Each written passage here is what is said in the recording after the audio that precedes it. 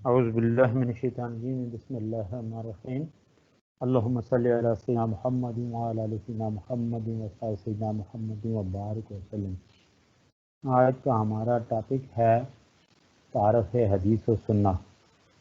تو حدیث کا معنی و مفہوم، اس کی جو امپارٹنس ہے، یعنی یہ 3-4 پیرائے میں کوشچن آ سکتا ہے کہ حدیث کی ضرورت اور اہمیت پر نوٹ لکھیں، یا اس طرح سے کوشچن آ سکتا ہے کہ حدیث کا معنی و مفہوم واضح کرتے ہوئے قرآن و احادیث اور عمل صحابہ کی روشنی میں اس کی اہمیت واضح کیجیے۔ یہ کسی بھی پیرائے میں آ سکتا ہے کوشچن۔ تو اس حوالے سے خاص طور پہ جس انداز سے کوشچن پوچھا جائے اسی انداز میں اس کا جواب ڈالیں۔ پہلے اس کا معنی مفہوم لکھ کے تو پھر حدیث کی اہمیت، قرآن حکیم کی روشنی میں حدیث کی اہمیت، احادیث کی روشنی میں پھر جو ہے نا حدیث کی اہمیت عمل صحابہ کی روشنی میں، یعنی حدیث اور سنت۔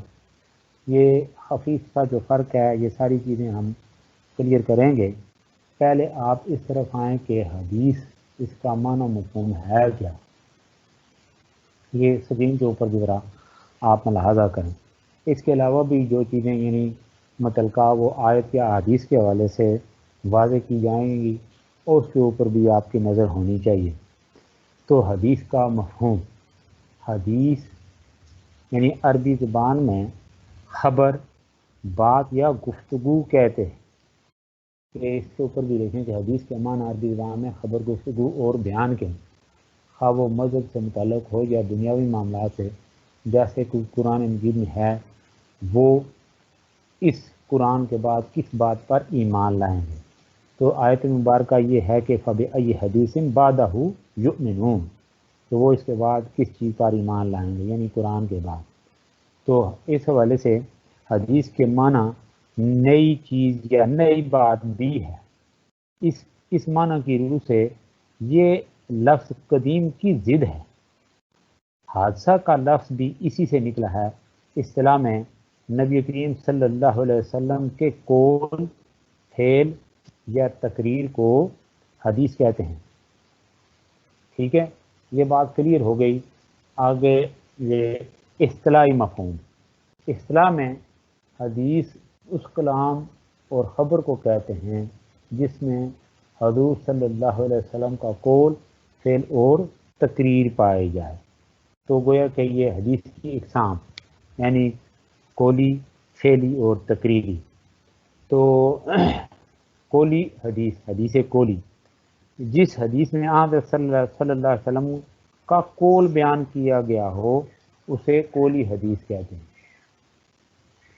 اچھا، نمبر 2 ہے فعلی حدیث، جس حدیث میں آپ صلی اللہ علیہ وسلم کے کسی فعل کا ذکر کیا گیا ہو اسے فعلی حدیث کہتے ہیں۔ پھر اس کے بعد ہے تقریری حدیث، یعنی کوئی کام حضرت صلی اللہ علیہ وسلم کی موجودگی میں کیا گیا ہو اور آپ نے اس سے منع نہ فرمایا ہو تو اسے تقریری حدیث کہتے ہیں۔ یہ اسکرین کے اوپر بھی ساری چیزیں آپ کے سامنے آ رہی ہیں، تو ان کو بھی ساتھ ساتھ یہ دہراتے جائیں۔ ٹھیک ہے، تو گویا کہ آپ صلی اللہ علیہ وسلم جس روایت میں آپ صلی اللہ علیہ وسلم کی تقریر کا ذکر ہو اسے حدیث تقریر کہتے ہیں، یعنی وہ کلام یا کام جو صحابہ کرام کے سامنے کیا یا کہا اور آپ صلی اللہ علیہ وسلم نے اس پر پسندیدگی کا اظہار فرمایا اور صحابہ کرام کو اس عمل سے منع نہیں کیا۔ تو میں نے تو مختصر طور پہ آپ کے سامنے بات کی ہے۔ آگے ہے حدیث اور سنت کا فرق۔ بعض علماء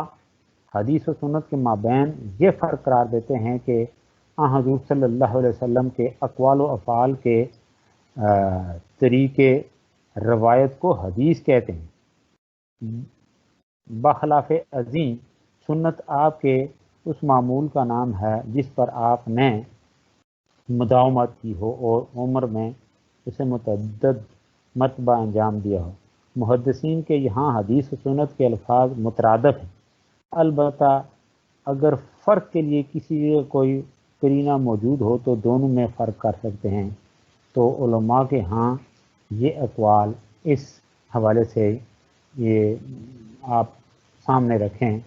کہ حدیث اور سنت کے فرق کے حوالے سے علماء نے کیا کہا ہے کہ سنت کا لفظ حضور صلی اللہ علیہ وسلم کے اقوال و افعال اور طریق یعنی طریق رسول و صحابہ سب کو شامل ہے۔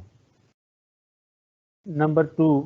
نبی کریم صلی اللہ علیہ وسلم کے قول و عمل اور تقریر کو سنت کہتے ہیں۔ اسی طریقے سے حضرت صلی اللہ علیہ وسلم کے اقوال و افعال کا نام سنت ہے۔ پھر یہ کہ نبی کریم صلی اللہ علیہ وسلم کے قول و فعل اور تقریر کو سنت کہتے ہیں۔ علماء کے نزدیک حدیث و سنت کے الفاظ ہم معنی ہیں، یعنی اگر کوئی خفیف سا فرق اگر کرنا وہ ضروری ہو، یعنی اس حوالے سے کچھ تھوڑا حدیث و سنت کے اندر جو خفیف سا فرق پایا جاتا ہے وہ یہ ہے کہ حدیث نبی پاک صلی اللہ علیہ وسلم کی زبان اطہر سے نکلنے والے جو الفاظ ہیں ان کو حدیث کہا جاتا ہے، اور سنت جو آپ صلی اللہ علیہ وسلم کا عمل ہے۔ بس لہذا حدیث اور سنت کے حوالے سے جو ہے نا علماء فرق کرتے ہی نہیں ہیں۔ تو اس کی جو آگے امپارٹینس ہے، حدیث کی ضرورت اور اہمیت، آگے ہم بڑھتے ہیں۔ حدیث کی ضرورت و اہمیت، اسلام میں حدیث کو بہت زیادہ اہمیت حاصل ہے، اور قرآن فہمی کے لیے حدیث کی ضرورت بھی بہت زیادہ ہے۔ حدیث کے بغیر ہم نہ تو قرآن کو صحیح طور پر سمجھ سکتے ہیں اور نہ ہی اس کے بغیر اللہ تعالیٰ کے احکامات اور حضور صلی اللہ علیہ وسلم کے اسوہ حسنہ پر ٹھیک طور سے عمل کر سکتے ہیں۔ آگے ساری ڈیٹیل تو میں آپ کے سامنے رکھتا ہی ہوں، لیکن میں اسٹوڈنٹس کی یعنی جو ہے نا تفہیم کے لیے ایک بات یہ کہا کرتا ہوں، اور پھر خاص طور پہ کلاس کا جو ماحول ہوتا ہے وہاں پہ سمجھانے کا ذرا ظاہرہ بالمشافہ وہ طریقہ ہی اور ہوتا ہے۔ تو یہاں پہ گویا کہ آپ یہ 3 چیزیں بہرحال آپ نے پیش نظر ضرور رکھیں کہ ہے نا 3 بڑے شعبہ ہے زندگی، یعنی انسان کی معاشرت، معیشت اور خود مذہب۔ اس حوالے سے یہ ان کی جو اقدار جن کا تعین یعنی اسلام نے کیا ہے، اسلام سے مراد کیا ہے؟ قرآن، اللہ تعالیٰ کا حکم، یعنی قرآن، اور پھر جو ہے نا وہ دین کی بات ہے تب بھی بات تو قرآن کی طرف پلٹتی ہے کہ یہ جو ہے نا اسلامی جو قوانین بنتے ہیں ان کی بنیاد یعنی ماخذ جو اول ہے وہ ہے ہی قرآن مجید۔ تو گویا کہ قرآن مجید کو سمجھنے کے لیے ہمیں کس طرف جانا پڑتا ہے؟ احادیث کی طرف، ابھی جو میں نے بات کی۔ تو اسی وجہ سے جو میں نے بات آگے جو بات میں آگے بڑھا رہا تھا یا آپ لوگوں کو سمجھانے کی کوشش کر رہا ہوں وہ یہ کہ جو 3 بڑے شعبہ ہے زندگی یعنی معاشرت، معیشت اور خود مذہب، تو ظاہر ہے اس میں اگر معاشرتی اعتبار سے اللہ کے نبی کا وہ جو ہے نا ان کی سنت یا حدیث مبارکہ جسے کہیں سنت، آپ کا عمل وہ ہمارے پیش نظر نہ ہو، سیرت طیبہ ہمارے پیش نظر نہ ہو، تو پھر ہماری معاشرتی اقدار کا تعین کیسے ہے؟ حقوق و فرائض کی بجاوری یا اوامر و نواہی جو ہیں وہ ہم ان کو کس طرح سے ان کی بجاوری کریں؟ اسی طرح معیشت کے اندر زہر ہے، حلال حرام فلاں کوئی انگنت چیزیں، تو ساری چیزیں گویا کہ یعنی کس چیز کی محتاج ہیں؟ اللہ کا جو حکم ہے اس کو فالو کرنے کے لیے، اور اللہ کے نبی کا جو عمل ہے ظاہر ہے وہ چیزیں یہاں پہ ہمارے سامنے آتی ہیں، تب یہ چیزیں ادروائز ہم کچھ بھی نہیں کر سکتے ہیں۔ بس آگے بات آئے گی کہ قرآن مجید نے کو کہا کہ اقیموا الصلاۃ وآتوا الزکوٰۃ، یا وہ ارکان اسلام کی بات آگے بڑھے دیا حدیث مبارکہ کی روشنی میں کہ بنی الاسلام، اللہ کے نبی بنی الاسلام علی خمس، شہادت ان لا الہ الا اللہ وان محمد عبدہ ورسولہ واقام الصلاۃ وایتاء الزکوٰۃ وحج البیت وصوم رمضان۔ آپ دیکھیں نا نماز قائم کیسے کرنی ہے، زکوٰۃ ادا کیسے کرنی ہے، حج کے تو یعنی طور طریقے، پھر رمضان، اس تمام تر یہ دیکھیں نا یہ اس حوالے سے اللہ کے نبی کی جو سنت مطالعہ یا آپ کی جو ہے نا آپ کا عمل سنت، آپ کا فرمان گرامی حدیث کی، یہ ساری چیزیں کلیئر کرتی ہیں بات کو۔ تو تب جا کے پھر اس لیے کہ اللہ کے نبی نے فرمایا سلو کما رأیتمونی اصلی، نماز اس طرح پڑھو جس طرح تم مجھے نماز پڑھتا دیکھتے ہو، ٹھیک ہے نا. پھر اس کے علاوہ خذوا عنی مناسککم، مجھ سے آئے. تو یہ سارا کچھ ہم آگے جو بڑھتے جائیں گے اس کو انشاءاللہ میں کلیئر کرتا جاؤں گا. فی الحال بات یہ ہو رہی تھی کہ حدیث کے بغیر ہم نہ تو قرآن کو صحیح طور پر سمجھتے سکتے ہیں اور نہ ہی اس کے بغیر اللہ تعالیٰ کے احکامات اور حضور صلی اللہ علیہ وسلم کے اسوہ حسنہ پر ٹھیک طور سے عمل کر سکتے ہیں. اور اس میں کوئی شک نہیں کہ قرآن مجید مکمل نظریہ حیات پیش کرتا ہے، لیکن یہ اسلامی ضابطہ حیات کو قرآن میں اجمالاً بیان کیا گیا ہے. دستور حیات کی اساسی اور بنیادی باتیں سب قرآن مجید میں مذکور ہیں، لیکن ان کی تفصیلات اللہ کے حکم سے رسول پاک صلی اللہ علیہ وسلم نے اپنے قول و عمل سے واضح فرمائی. اب جو بات میں نے آپ کے سامنے کی کہ نماز، روزہ، زکوٰۃ اور حج جو اسلام کے بنیادی ارکان ہیں، ابھی میں نے حدیث پاک کا ریفرنس دیا کہ بنی الاسلام علی خمس، تو اس حوالے سے قرآن مجید میں ان کے بارے میں اجمالاً احکامات دے دیے، اور قرآن مجید کی روح سے مسلمانوں پر فرض ہے کہ ان فرائض کو ادا کرنا ہر مسلمان پر لازمی قرار دیا گیا ہے. ان میں سے کسی ایک کا انکار کرنے والا کافر اور ان فرائض کو ادا نہ کرنے والا فاسق اور گناہ گار ہے. نماز اور قرآن کے بارے میں قرآن مجید میں متعدد بار اس کی تاکید آئی ہے کہ اقیموا الصلاۃ و آتوا الزکوٰۃ، کہ نماز قائم کرو اور زکوٰۃ دو، زکوٰۃ ادا کرو. لیکن نماز کا طریقہ، ترتیب، فرائض، واجبات اور دیگر احکامات کی تفصیل، اسی طرح زکوٰۃ کا نصاب، اس کے تفصیلی احکامات ہمیں احادیث نبی صلی اللہ علیہ وسلم سے ملیں گے، اور اس حوالے سے سنت آپ صلی اللہ علیہ وسلم کی جو سنت مطہرہ ہے وہ ہمارے لیے رہنما ہے. اسی طرح روزے اور حج کی فرضیت کا حکم تو قرآن مجید میں ملتا ہے، جیسے کہ اللہ تعالیٰ فرماتے ہیں، سورہ بقرہ میں اللہ تعالیٰ کا ارشاد ہے یا ایھا الذین آمنوا کتب علیکم الصیام کما کتب علی الذین من قبلکم لعلکم تتقون، کہ ایمان والو تم پر روزے فرض کیے گئے ہیں جیسا کہ تم سے پہلے لوگوں پر فرض کیے گئے تھے تاکہ تم متقی پرہیزگار بن سکو. لیکن روزے کے احکام اور مسائل کی تفصیل ہمیں حدیث میں ملے گی، حدیث میں مذکور ان تفصیلات کے بغیر ہم ان فرائض کو ٹھیک طور پر ادا نہیں کر سکتے. نہ ہم نماز قائم کر سکتے ہیں،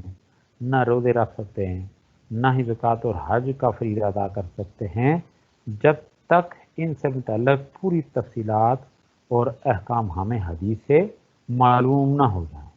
یہ تو اس کی جو امپارٹنس ہے وہ میں آپ کے سامنے بیان کر رہا ہوں. اب یہ حدیث، یہ قرآن مجید اس حوالے سے اس کی امپارٹنس کے اوپر قرآن مجید ہماری رہنمائی کس طرح سے کرتا ہے کہ حدیث کی اہمیت قرآن حکیم کی روشنی میں. تو اس حوالے سے حدیث کی اہمیت و ضرورت کا ایک دوسرا پہلو یہ ہے کہ قرآن مجید میں اللہ تعالیٰ نے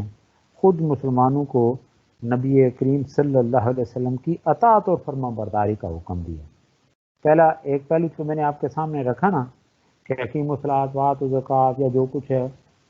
قرآنی احکامات ہیں اوامر و نواہی ہیں. تو اللہ کے نبی نے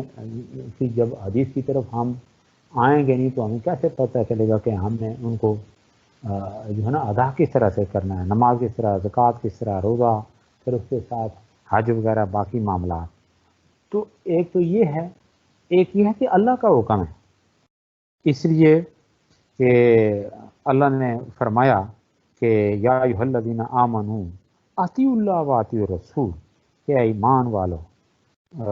اطاعت کرو اللہ کی اور اس کے رسول کی. تو ظاہر ہے کہ آپ صلی اللہ علیہ وسلم کی اطاعت آپ کے احکام ماننے میں ہوگی. اطیعوا اللہ، اللہ کی اطاعت، تو اطیعوا الرسول، اللہ کے نبی کی جو ہے نا بات ماننے سے، یعنی آپ کی حدیث و سنت، اس پر عمل کرنے سے ہی گویا آپ کی اطاعت ہوگی، اور آپ کے احکام اور ارشادات جو ہیں وہ غیر حدیث کہلاتے ہیں۔ تو اس والے سے قرآن مجید نے اس پر اس قدر زور دیا کہ یا ایھا الذین آمنوا اطیعوا اللہ و اطیعوا الرسول، اور ایک دوسری جگہ گویا کہ اللہ تعالیٰ نے رسول اللہ صلی اللہ علیہ وسلم کی اطاعت کو خود اپنی اطاعت قرار دیا ہے۔ یعنی اللہ فرماتے ہیں من یطیع الرسول فقد اطاع اللہ، کہ جس نے، یعنی جو رسول اللہ صلی اللہ علیہ وسلم کی اطاعت کرتا ہے، ٹھیک ہے، تحقیق اس نے اللہ کی اطاعت، جس نے رسول کی اطاعت کی، من یطیع الرسول فقد اطاع، یہ اللہ کے رسول کی اطاعت کرے تو گویا اس نے اللہ تعالیٰ کی اطاعت کی۔ تو گویا حدیث کے مطابق عمل کرنا، اللہ کے حکم کے موافق عمل کرنا، یعنی حدیث کے مطابق، ابھی اس کے اوپر ذرا غور کریں، حدیث کے مطابق عمل کرنا یعنی اللہ کے حکم کے موافق عمل کرنا، اور اس حوالے سے یعنی اس کی تصدیق، یعنی سورہ نجم کی اس آیت وما ینطق عن الہوی ان هو الا وحی یوحی، اور نبی پاک صلی اللہ علیہ وسلم اپنی خواہش سے نہیں بولتے سوائے اس کے کہ اللہ کا جو حکم ہوتا ہے اس کے مطابق جو آپ پر یعنی وحی کی جاتی ہے اس کے مطابق ہی وہ وما ینطق عن الہوی، کہ نبی اپنی مرضی سے بات نہیں، اللہ کی طرف سے حکم ہے وہی بات لوگوں تک پہنچاتے ہیں۔ تو اس حوالے سے بھی گویا کہ یعنی نبی کریم صلی اللہ علیہ وسلم حدیث عین اللہ کے حکم کے مطابق ہوتی ہے۔ اوپر جو بات میں نے کی اس کی وضاحت دیکھیں نا، اس آیت کی روشنی میں اس طرح سامنے آتی ہے کہ نبی کریم صلی اللہ علیہ وسلم کی جو حدیث مبارکہ ہے، ٹھیک ہے نا، آپ کی سنت مطہرہ، تو عین اللہ کے حکم کے مطابق ہوتی ہے، اس لیے اس کی اطاعت ہر مسلمان پر لازم ہے۔ تو سورہ آل عمران میں بھی یعنی اللہ کا ارشاد ہے کہ کل ان کنتم تحبون اللہ فاتبعونی یحببکم اللہ ویغفر لکم ذنوبکم، اے محمد صلی اللہ علیہ وسلم آپ فرما دیجئے کہ اگر تم اللہ سے محبت کرتے ہو تو پھر میری اتباع کرو، اللہ تم سے محبت کرے گا اور تمہارے گناہ بھی معاف کر دے گا۔ تو اس آیت کی روح سے اللہ کی محبت اور گناہوں کی بخشش کو حدیث اور سنت کے ساتھ مشروط کیا ہے، جس سے سنت کی اہمیت واضح ہو جاتی ہے۔ اور اسی والے سے آپ دیکھیں کہ سورہ نساء کی ایک آیت کی روح سے آپس کے اختلافات اور جھگڑوں میں اللہ کے نبی صلی اللہ علیہ وسلم کے فیصلوں کو مانے بغیر کوئی شخص کامل مومن نہیں ہو سکتا، اور یہ فیصلے حدیث ہی سے تو صادر ہوں گے۔ یعنی آپ صلی اللہ علیہ وسلم کی گفتگو اس اعتبار سے سورہ نساء کی یا جہاں اطاعت اور اتباع رسول کی اہمیت کو واضح کرتی ہے، اسی طرح اہمیت حدیث کی ایک دلیل بھی ہے۔ اللہ تعالیٰ فرماتے ہیں فلا وربک لا یؤمنون حتی یحکموک فیما شجر بینہم ثم لا یجدوا فی انفسہم حرجا مما قضیت ویسلموا تسلیما، یعنی اس کا جو ترجمہ ہے وہ ذرا سماعت کریں کہ تیرے پروردگار کی قسم یہ لوگ کبھی مومن نہیں ہو سکیں گے جب تک آپس کے اختلافات میں آپ کو اپنا منصف نہ بنائیں، نیز جو فیصلہ آپ فرما دیں اس کے متعلق اپنے دل میں تنگی تک محسوس نہ کریں، بلکہ آپ کے فیصلہ کے سامنے اپنا سر تسلیم خم کر دیں۔ اسی والے سے دیکھیں نا ایک اور آیت مبارکہ جو سورہ احزاب میں ہے، یعنی اسی حقیقت کو بیان اللہ تعالیٰ نے اس طرح کیا کہ وَمَا كَانَ لِمُؤْمِنٍ وَلَا مُؤْمِنَةٍ إِذَا قَضَى اللَّهُ وَرَسُولُهُ أَمْرًا أَن يَكُونَ لَهُمُ الْخِيَرَةُ مِنْ أَمْرِهِمْ وَمَنْ يَعْصِ اللَّهَ وَرَسُولَهُ فَقَدْ ضَلَّ ضَلَالًا بَعِيدًا، ضلالا مبینہ، یعنی کسی مومن مرد اور مومن عورت کو ہرگز یہ اختیار نہیں کہ جب اللہ اور اس کا رسول کسی بات کا فیصلہ کر دیں، یعنی کسی معاملے میں اللہ اور اس کا رسول فیصلہ صادر فرما دیں تو پھر اس میں اس کی اپنی مرضی بھی شامل رہے، یعنی اور جس نے اللہ اور اس کے رسول کی نافرمانی کی وہ یقیناً صرف گمراہی میں مبتلا ہوا۔ اگرچہ چونکہ آپ نے یہ وہاں پہ پڑھی ہوگی کہ سورہ اعراف کی یہ متعلقہ آیت جو ابھی میں نے آپ کے سامنے تلاوت کی کہ 9th لیول پہ میٹرک لیول پہ جب آپ پڑھ رہے ہوں گے وہاں پہ آپ نے پڑھی ہوگی کہ اس آیت مبارکہ کا آپ نے سارا و شان نزول باقی چیزیں پڑھی ہوگی کہ جب نبی پاک صلی اللہ علیہ وسلم نے اپنی پھوپھیزاد بہن جو تھی حضرت زینب، وہ جو ہے نا آپ نے جو لے پالک تھے حضرت زید بن حارثہ رضی اللہ تعالی عنہ، ان کے لیے یہ پیغام بھیجا تو ان کے جو بھائی تھے اور ان میں کو تھوڑا متردد ہوئے تو اللہ کی طرف سے یہ حکم آ گیا، اس کے بعد انہوں نے گویا کہ سارا اختیار اللہ کے نبی کو دے دیا۔ تو یہ اس کی تفصیلات اپنی جگہ ہیں، لیکن یہاں سے جو پہلو ہمارے سامنے آتا ہے وہ تاکیدی پہلو ذرا غور کریں، وہ کیا ہے؟ اس سے نبی پاک صلی اللہ علیہ وسلم کی اتباع، آپ کے جو فرمان گرامی ہے اس کو پلے باندھنا، ٹھیک ہے نا، اس کو فالو کرنا، اس کو اوپر عمل پیرانا، اس کی تاکید ہے۔ تو یہاں اس حوالے سے بات آگے بڑھ رہی ہے کہ یہ حدیث جو ہے اس کی امپارٹنس اس قدر ہے قرآن مجید کے حوالے سے، پھر خود اللہ کے نبی کا جو فرمان گرامی ہے اس حوالے سے بھی بات آگے بڑھے گی۔ تو بات یہ ہو رہی تھی جی کہ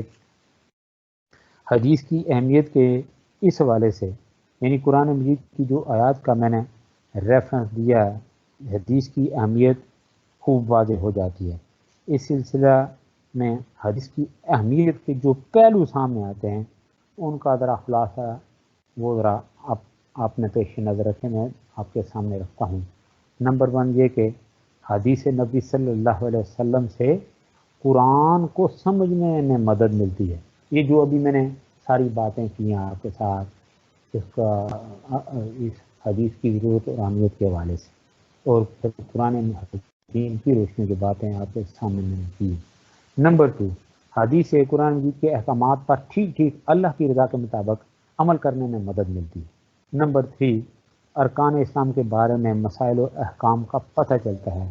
اسی طرح حلال و حرام کے مسائل اور حقوق و فرائض کی تفصیلات، ابھی میں نے بات کی 3 بڑے شعبہ زندگی، معاشرت، معیشت اور ایون یہ کہ مذہب، ان کی تفصیلات، ان کے اوپر عمل پیرا کس طرح سے ہو سکتے ہیں، یہ ساری باتیں اللہ کے نبی کے فرمان گرامی آپ کی سنت مطہرہ کو اگر پیش نظر رکھا جائے تب ہی، ادروائز کچھ بھی نہیں کیا جا سکتا۔ پھر اندھیرے میں جس طرح وہ دیکھیں نا کوئی بندہ چل رہا ہو تو پتہ نہیں آگے پتھر ہیں، کھائی ہے، کوئی اور خدا خاصا خطرناک چیز پڑی ہے، ایون یہ کہ سانپ ہے، اس کے اوپر آپ پاؤں رکھ دیں، وہ اس نے کیا کرنا ہے؟ ڈسنا ہے۔ پتھر پڑا تو اس سے ٹھوکر لگے، کھائی ہے تو آپ نے قدم رکھتے ہی وہ گر کے گویا کہ آپ اپنی جان سے بھی ہاتھ ہو بیٹھے۔ تو گویا کہ یہ وہ روشنی ہے جو ٹھیک ہمیں گویا کہ ٹھوکر سے بچاتی ہے، کھائی سے بچاتی ہے، پھر ہر طرح کے خطرے سے بچاتی ہے۔ ہمارا جو ہے جس کو کہا جاتا ہے نا صراط مستقیم، یہ وہ روشنی ہے جو ہمیں منزل مقصود تک پہنچاتی ہے۔ منزل مقصود سے مراد یہ ہے اللہ کی رضا، اللہ کا حکم، وہ اوامر و نواہی۔ تو بات یہ ہو رہی تھی کہ اسی طرح حلال و حرام کے مسائل اور حقوق و فرائض کی تفصیلات، مثلا وضو، غسل اور طہارت وغیرہ کے مسائل معلوم ہوتے ہیں۔ غرض کے جملہ مسائل جو نص قرآنی سے سمجھ میں نہیں آ سکتے، احادیث نبی صلی اللہ علیہ وسلم سے ان کو سمجھنے میں مدد ملتی ہے۔ اور نیکسٹ یہ کہ حدیث سے اسوہ حسنہ صلی اللہ علیہ وسلم کے مطابق عمل کرنے میں رہنمائی ملتی ہے۔ اور پھر یہ کہ حدیث نبی صلی اللہ علیہ وسلم پر یقین کرنے اور اس کے مطابق عمل کرنے سے اللہ کی رضا اور محبت نصیب ہو، اس لیے کہ وما آتاکم الرسول فخذوہ وما نہاکم عنہ فانتہوا، ٹھیک ہے، اللہ کے رسول جو چیز تمہیں دے لے اس کو لے لو، جسے منع کرے اس سے بھاگ آ جاؤ۔ اچھا پھر کیا گناہوں کی مغفرت، ایمان کی تکمیل، اخروی فلاح و نجات کا ذریعہ ہے۔ یہ حدیث پاک آپ صلی اللہ علیہ وسلم کی سنت مطالعہ۔ تو حجیت تو اہمیت حدیث، حجیت کی بات کرتے ہیں کہ قرآن کریم کے بعد حدیث اسلامی قانون کا دوسرا ماخذ ہے۔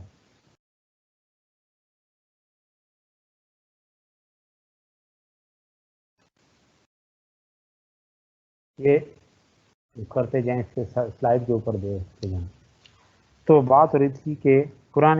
کریم کے بعد حدیث اسلامی قانون کا دوسرا ماخذ ہے جو مضامین قرآن کریم میں مجملاً بیان ہوئے، یعنی حدیث ان کی توضیح و تشریح کرتی ہے۔ اگرچہ حدیث نبوی کا مرتبہ قرآن پاک کے بعد ہے، تاہم حدیث قرآن پاک کی طرح ایک مستقل ماخذ قانون ہے، اس لیے کہ حدیث میں ایسے احکام بھی بیان کیے گئے ہیں جو قرآن پاک میں مذکور نہیں۔ البتہ یہ امر قابل لحاظ ہے کہ مستقل مصدر شریعت ہونے کے باوجود حدیث قرآن کے تابع ہے۔ حدیث نبی صلی اللہ علیہ وسلم دین میں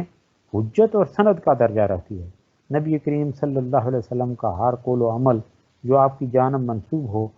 اور اصول روایت و درایت اور قرآنی معیار کے خلاف نہ ہو تو وہ جمہور امت کے نزدیک واجب العمل ہے۔ ٹھیک ہے نا؟ تو اس حوالے سے گویا قرآن مجید جو ہے نا، اس کی روشنی میں بات ہو چکی ہے۔ اب چونکہ حجیت حدیث کی جو حجیت ہے، یعنی اس کی اہمیت، حجیت و اہمیت حدیث کے حوالے سے بات آگے بڑھ رہی ہے، تو حدیث نبوی کی جو حجت ہے اس کو قرآن مجید کی انداز میں واضح کرتا ہے کہ ان علینا جمع و قرآن ثم ان علینا بیان، یعنی اس قرآن کا جمع کرنا اور پڑھوانا اللہ فرماتے ہیں کہ یہ ہمارے ذمہ ہے، پھر اس کی وضاحت کرنا بھی ہمارے ذمہ ہے۔ ان آیات میں اللہ تعالیٰ نے یہ تین باتوں کو اپنی طرف منسوخ کیا ہے۔ وہ تین باتیں کون سی ہیں؟ وہ یہ ہیں کہ جمع قرآن، قرات قرآن اور بیان قرآن۔ ثم ان علینا جمع و قرآن، جمع ایک، قرآن دو، ثم ان علینا بیان، اس کا بیان۔ تو اب جمع قرآن، اس آیت میں اللہ تعالیٰ نے قرآن کی جمع و تالیف کو اپنی طرف منسوخ کیا ہے، حالانکہ اللہ تعالیٰ نے رسول پاک صلی اللہ علیہ وسلم کو کسی آیت میں یہ حکم نہیں دیا کہ فلاں ترتیب کے مطابق جمع کرو یا فلاں آیت کو فلاں صورت میں رکھو۔ ظاہر ہے کہ قرآن پاک کی یعنی جمع و تالیف، یعنی جمع و تدوین جسے کہا جائے، کا کام حضور صلی اللہ علیہ وسلم نے انجام دیا تھا۔ اس آیت سے یعنی ظاہر ہوتا ہے کہ آپ رسول اللہ صلی اللہ علیہ وسلم کا وہ کام نجی حیثیت سے نہ تھا، بلکہ آپ نے وہ کام رسول ہونے کی حیثیت میں اور اللہ تعالیٰ کی نگرانی اور رہنمائی میں کیا، اس لیے کہ جبریل امین بتاتے تھے کہ اس آیت کو فلاں صورت میں فلاں آیت سے پہلے یا فلاں آیت ہے۔ یہی وجہ اللہ کے نبی تو بتاتے تھے نا کاتبین وحی کو۔ تو ایک بات یہ، پھر نمبر یہ آیت کے ریفرنس سے بات آگے۔ نمبر 2 بیان قرآن۔ اسی طرح بیان قرآن کو اللہ تعالیٰ نے اپنی جانب منسوخ کیا۔ بیان کے معنی تشریح و توضیح اور مجمل احکام کی تفصیل و تبیین۔ ثم ان علینا بیان، اسے معلوم ہوتا ہے کہ مجمل الفاظ و مطالب کی توضیح اللہ تعالیٰ کا کام ہے، حالانکہ قرآن پاک میں ایسی تشریح کے نہیں مذکور نہیں۔ ایسی تشریحات صرف حدیث نبوی میں ملتی ہیں، جس سے معلوم ہوتا ہے کہ یہ تشریحات حضور صلی اللہ علیہ وسلم نے بحکم خدا بندی یعنی بدریہ وحی خفی انجام دی، لہذا یہ بھی وحی میں داخل ہیں، اور اسی لیے اللہ تعالیٰ نے ان کو رسول کی بجائے اپنی طرف منسوب کیا۔ پھر ہے نمبر 3 قرات قرآن پاک، رسول کا فعل ہے، اس کو بھی اللہ تعالیٰ نے اپنی جانب منسوب کیا، جس سے ظاہر ہوتا ہے کہ آپ کی قرات بحکم خداوندی تھی۔ حدیث کا تفسیر قرآن ہونا دوسری آیتوں سے بھی معلوم ہوتا ہے، مثلا وَأَنزَلْنَا إِلَيْكَ الذِّكْرَ لِتُبَيِّنَ لِلنَّاسِ مَا نُزِّلَ إِلَيْهِمْ، کہ ہم نے آپ کی قرآن نازل کیا تاکہ لوگوں کے سامنے آپ اس چیز کی وضاحت کریں جو ان کی طرف نازل کی گئی. تو اسی طریقے سے آپ یعنی یہ ہے حجیت حدیث قرآن حکیم کی روشنی میں. پھر آپ یعنی اسی حوالے سے علماء امت جو ہیں، علماء امت صحابہ کبار نے تو ہر لحاظ سے یعنی نبی پاک صلی اللہ علیہ وسلم کی اتباع، آپ کی سنت مطالعہ کو پیش نظر رکھنا. پھر چونکہ نبی پاک صلی اللہ علیہ وسلم کی ذات بابرکات صحابہ کبار کے درمیان موجود تھی. نبی پاک صلی اللہ علیہ وسلم کی ذات بابرکات، جب کبھی صحابہ کبار کو کسی طرح کی کوئی مشکل ہوتی تو اللہ کے نبی کے ساتھ وہ جو ہے نا وہ معاملہ ان کے سامنے لاتے، وہ ڈسکس کرتے. تو پھر اللہ کے نبی کا جو حکم ہوتا ہے اس حوالے سے اس کو فالو کرتے. تو اس مرحلے پہ اس کے بعد پھر آپ دیکھیں نا، اسی لیے اللہ کے نبی نے فرمایا کہ خیر القرون کرنی ثم الذین یلونہم ثم الذین یلونہم، کہ بہترین زمانہ میرا ہے. اس لیے کہ تو ہو کیسے نہیں، اللہ کے رسول ہیں اور ان کے اوپر اللہ کی طرف سے وہی نازل ہو رہی. پھر جبریل امین وہ ہے نا وہی دار ہے، یعنی ایک سے بڑھ کے ایک وہ خیر اور برکت. اور پھر واقعہ تھا پھر اس کے بعد آپ کے فالور ہیں. تو اس والے سے میں اور مزید باتیں اس اطاعت و فرما برداری کے والے سے بات آگے بڑھتی ہے، ٹاپک اور کھلتا ہے. یہاں پہ تقاضا یہ ہے کہ بات اگر کھل کے ہم کریں تو آپ کا سارا وہ جو ہے نا اسی میں وہ وقت چلا جائے. بلکہ یہ ایک ایسا ٹاپک ہے کہ صرف یہی ٹاپک ہر روز اس کو زیر بحث لایا جائے تو آپ کے سارے کریڈٹ ختم ہو جائیں. تو یہ چیزیں ختم تو نہیں ہو سکتی روزانہ اگر اس بحث کو آگے بڑھایا جائے. اس لیے کہ یہ وہ سرٹیفکیٹس ہیں جو اللہ نے دی ہے، وما ینطق عن الہوا. پھر آگے اس کا جو فیض ہے یعنی قیامت تک، تو ان چیزوں کو کیسے ہم سمجھ سکتے ہیں. تو بہرحال میں جو بات آپ سے شیئر کرنا چاہتا تھا وہ یہ کہ اب اطاعت و فرما برداری آپ کی سنت مطالعہ. تو دیکھیں جب کبھی اللہ کے نبی کا حکم ہوتا بیٹھ جاؤ، ایک پاؤں اندر ہوتا تھا ایک باہر، تو وہیں دہلیز کے اوپر بیٹھ جاتے صحابہ کے باہر. یعنی ایسی مثال.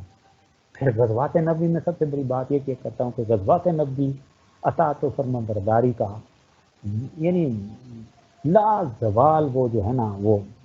غزوات نبی کی صورت میں وہ زندہ و جاوداں مثال ہیں صحابہ کے بار کہ اپنے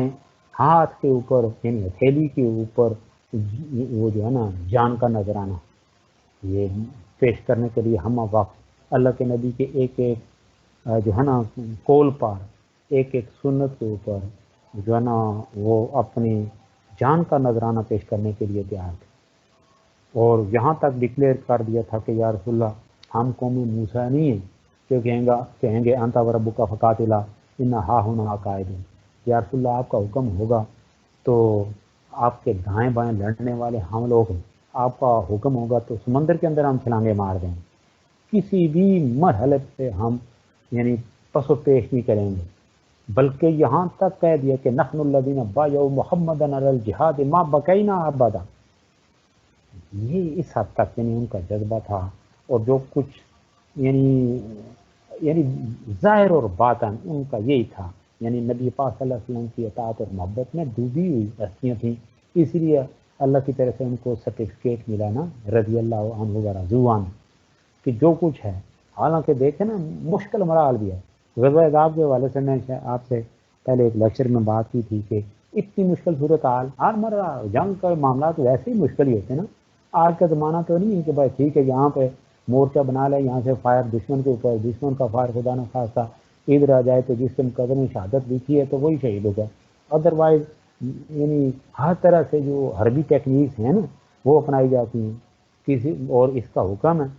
تو اس مرحلے پہ دو بدو آمنے سامنے تلواروں کی لڑائی، اس میں تو ظاہر ہے دونوں طرف سے گویا کہ یہ کلیئر کٹ بات ہے کہ یا ایک نے جو ہے نا وہ مرنا ہے یا دوسرے نے شہید ہونا. تو یہ تو تھا ہی تھا. تو اتنا آپ دیکھیں قطعی یقین والی بات ہو کہ بھائی شاید نہ بچ سکیں، تو پھر اس کے باوجود جو اللہ اور اس کے رسول کے حکم کے اوپر جا کے اپنی جان کریں تو اس کو اطاعت ہی ہے نا، اور کیا ہے. تو بات یہ ہو رہی تھی کہ آج اس حوالے سے اگر ہم دیکھیں کئی معاملات میں ہم دیکھیں بہت ساری چیزوں کو یعنی سستی اور کاہلی کا مظاہرہ کرتے ہیں، دانستہ کریں گے تو گویا کہ کفر کی طرف پلٹ جائیں گے، نہ دانستہ یا سستی کاہلی کی بات ہوتا بھی یعنی گنہگار ٹھہرتے ہیں۔ تو اللہ تعالیٰ نبی پاک صلی اللہ علیہ وسلم کے اسوہ حسنہ کو، آپ کی سیرت طیبہ کو، آپ کی سنت مطہرہ کو، آپ کے فرمان گرامی کو پیش نظر رکھنے کی اللہ تعالیٰ توفیق عطا فرمائے اور ان کے اوپر عمل کرنے کی توفیق عطا فرمائے۔ تو بات یہ ہو رہی تھی جی کہ علماء امت کے حوالے سے کہ انہوں نے حدیث پاک کو کس طرح سے پیش نظر رکھا، یا حجیت حدیث پر علماء امت کا اجماع کس طرح سے آیا، یہ اس حوالے سے اس کی امپارٹنٹ ہے، اس کے اوپر تھوڑا سا میں آپ کے ساتھ شیئر کرنا چاہتا ہوں کہ اس حوالے سے تاریخ اسلام اس بات کی گواہ ہے کہ عہد رسالت سے لے کر آج تک مسلمانان عالم حدیث نبوی کو دین میں حجت اور سند تصور کرتے آئے۔ اس امت میں صحابہ کرام کی جماعت مسلمانوں کی نگاہ میں بے حد یعنی محترم، یعنی بے حد اکرام و احترام کی حامل ہے۔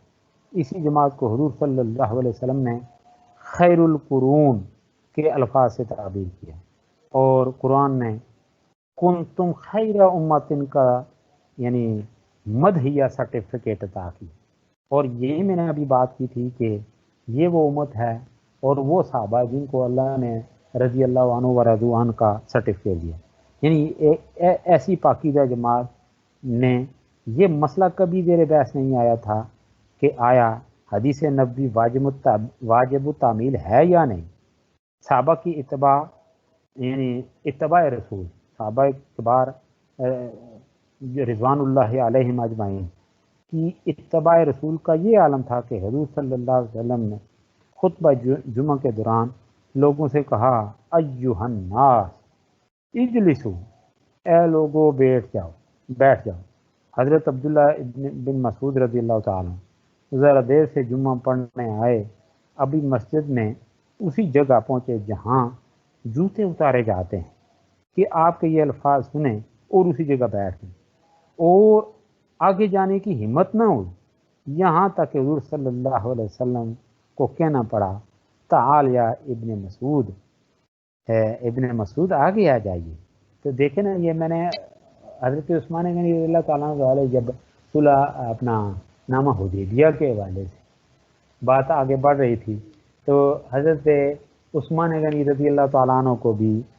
یعنی انہوں نے آفر کی کہ اب باقی تو ان کو ہم قطعی طور پہ اجازت نہیں دے سکتے وہاں سے، بلکہ وہ 1 انچ آگے نہیں آ سکتے مسلمان، نہیں تو معاملہ جو ہے نا خطرناک صورتحال اختیار کر سکتا ہے۔ تو آپ چونکہ دیکھیں نا آ ہی گئے ہیں، پھر آپ کی یہاں پہ رشتہ داری ہیں، باقی معاملات ہیں،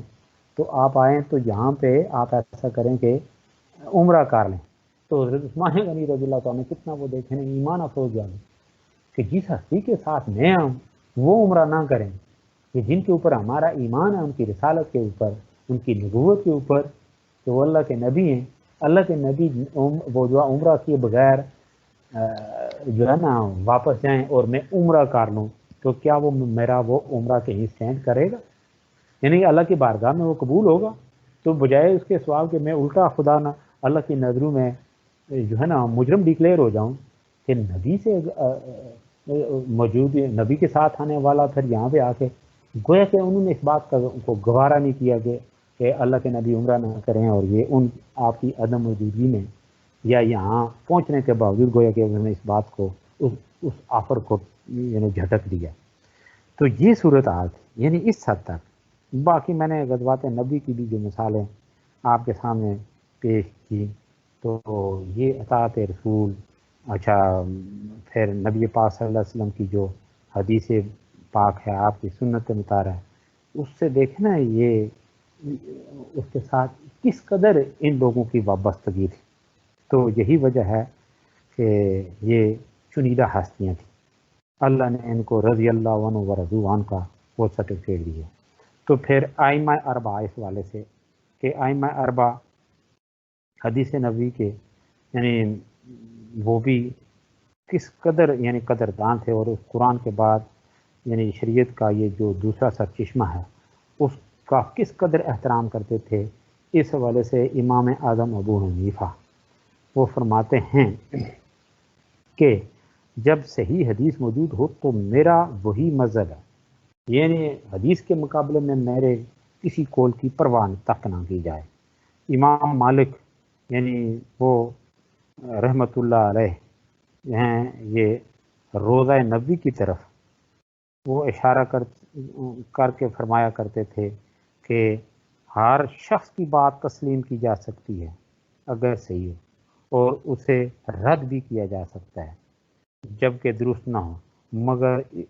اس قبر والے کی ہر بات واجب تسلیم ہے۔ یعنی نبی پاک صلی اللہ علیہ وسلم کے روضہ اطہر کی طرف وہ اشارہ کر کے فرماتے تھے کہ یہ وہ ہستی ہیں کہ جن کی ہر بات واجب تسلیم ہے، اس کے علاوہ گویا کہ ہم کسی کی بات سنیں، اگر وہ اچھی ہے اس کو تسلیم کریں، اچھی اگر نہ لگے اس کو رد کیا جا سکتا ہے، لیکن اس شخصیت کی یعنی اس قبر والے کی نبی پاک صلی اللہ علیہ وسلم کے روضہ اطہر کی طرف انگلی لگاتے اشارہ کرتے ہوئے فرمایا کہ ان کی ہر بات واجب تسلیم ہے۔ اسی طرح امام شافعی رحمۃ اللہ علیہ فرماتے ہیں کہ مجھے کسی ایسے شخص کا پتہ نہیں چلا جس نے حدیث و سنت کا انکار کیا ہو۔ اسی طرح امام احمد بن حنبل یعنی ان کو حدیث نبوی صلی اللہ علیہ وسلم سے والہانہ محبت تھی۔ اچھا، مسند احمد آپ نے بڑی محنت سے تالیف کی اور اس میں 40,000 احادیث درج کی۔ کسی معاملہ میں جب ان کو حدیث مل جاتی تو اس پر فوراً عمل کرتے، صحابہ کے اجماع کو حجت قرار دیتے۔ تو اس حوالے سے آپ کا جو فرمان گرامی ہے وہ یہ کہ میرے بعد جو میرے بعد زندہ رہے گا وہ بہت زیادہ اختلاف دیکھے گا، پس تم میری سنت اور میرے ہدایت یافتہ خلفاء کے طریقے پر جمع رہو اور خبردار محدثات اور بدعات سے بچنا، کیونکہ ہر بدعت گمراہی ہے۔ نبی پاک صلی اللہ علیہ وسلم کی یعنی کے حوالے سے آپ صلی اللہ علیہ وسلم کا یہ ارشاد گرامی یہ یہاں پہ نوٹ کیا، تو اس حوالے سے بات ہو رہی تھی کہ قرآن حکیم کی روشنی میں نبی پاک صلی اللہ علیہ وسلم کے جو فرمان گرامی ہے یعنی حدیث و سنت اور اس کی حجیت، یہ اس والے سے بات آگے بڑھی ہے، تو اللہ تعالیٰ اس پر عمل پیرا ہونے کی توفیق عطا فرمائے۔ اللہ کے نبی نے بھی خود اس والے سے فرمایا کہ من اطاعنی فقد اطاع اللہ ومن عصانی فقد عصی اللہ، جس نے میری اطاعت کی اس نے اللہ کی اطاعت کی، اور جس نے میری نافرمانی کی اس نے اللہ کی نافرمانی کی۔ پھر اللہ کے نبی نے فرمایا کہ انی اوتیت الکتاب ومثلہ، مجھے کتاب اور اس کی مثل عطا کی گئی۔ مثل سے بعد آپ کا فرمان گرامی اور سنت مطہر آئی ہے، انی اوتیت الکتاب ومثلہ، یعنی ایک پڑھ چکے ہیں آپ وہی مطلوب اور وہی غیر مطلوب۔ وہی مطلوب سے مراد ہے قرآن مجید، اور وہی غیر مطلوب ہے آپ صلی اللہ علیہ وسلم کا فرمان گرامی یعنی حدیث پاک۔ تو اللہ کے نبی نے فرمایا کہ ترکت فیکم امرین ان تمسکتم بہ لن تضلوا، کتاب اللہ و سنتی، کہ لوگوں میں تمہارے درمیان دو چیزیں چھوڑے جا رہے ہیں، اگر تم انہیں تھامے رکھو گے تو گمراہ نہیں ہوگے، وہ ہے اللہ کی کتاب اور میری سنت۔ تو اللہ تعالیٰ سنت مطہرہ کے اوپر عمل کرنے کی توفیق عطا فرمائے۔